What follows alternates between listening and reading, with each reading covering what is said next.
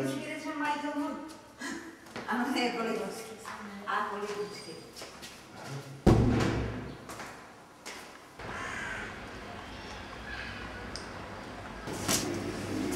Добар ден. Добар ден.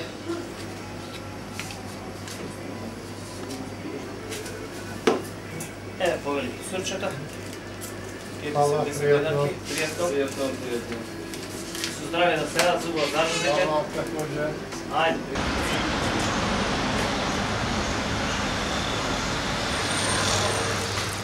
Општа слабост, некој го има шутнато и не можеше да јаде, па све мељано месо му давав неколку дена да се опорави. На другиот кукот, он се влечеше по стомак. Се влечеше по земја додека не го дигна. А што се деси со цуца мачката? Со? Со цуца. Цуца. Тоа некој идиот, некој е удрил со мотка по леđа и искршил нога, кичма, се тоа. И ја најдовме тука кај Зеги. Ги викнав Наташа и Пол, дојдо со контейнер и ја однесува кај лекар. И што кажа лекарот што е? И сега пребиен од некој идиот од гаража. А трудна беше тогаш? Да, и две или три мачиња мртви биле внатре ги извлекли.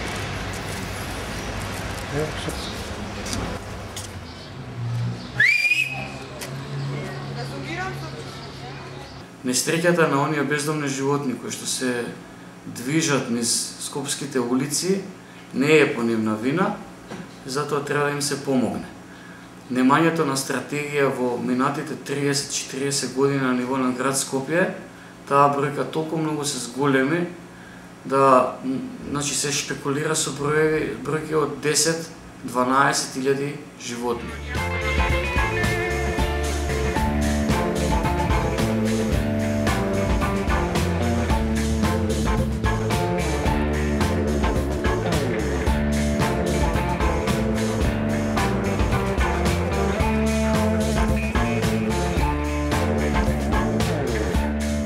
Шила, домена е пред точно една година. Кога ја најдов, беше бебе, имаше само 2 месеци, 2-2,5 месеци.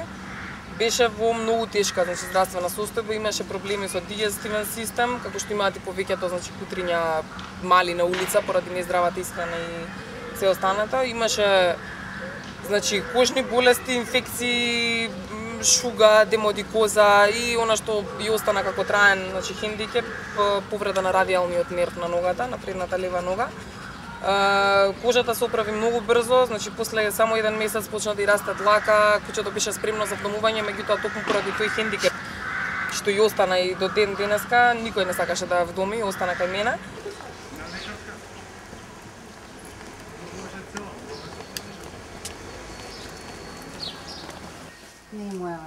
Ова е бомбонита или смоквичка, како што ја крсти девојката што ја најде пред повеќе од 2 месеци на улица. И после едно неуспешно вдомување, јас ја земав да ја причувам додека не најдеме адекватен дом. Ама внука ми, која што има 3,5 години, ја виде и свати дека ова е кучето што цел живот чекала да го има. И така бомбонита остана кај нас. Состојбата во градот е повеќе од лоша. Особено поради неправилното функционирање на единствената институција која што би требала да се грижи за бездомните животни, стационарот Вардареште. И поради недоследното спроведување на начинот на кој што тие треба да функционираат. Односно треба да бидат водени од паролата фати, стерилизирај, пушти, зашто мислам дека што е единствениот начин да се намали бројот на уличните кучиња во градот.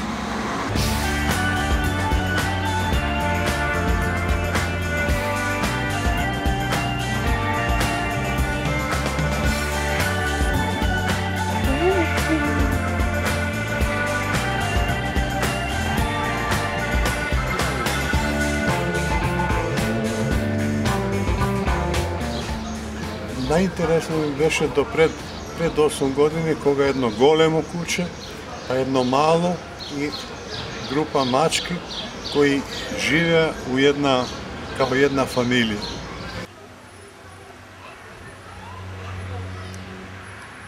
Кучињата никогаш не им взимаа храна на мачка. Кај се сега тие? Тие се убиени од шинтери, од луѓе и нестанати се.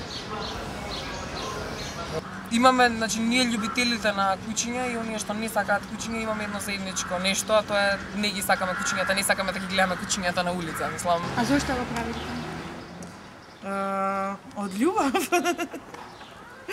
Од љубов. Нема други поводи.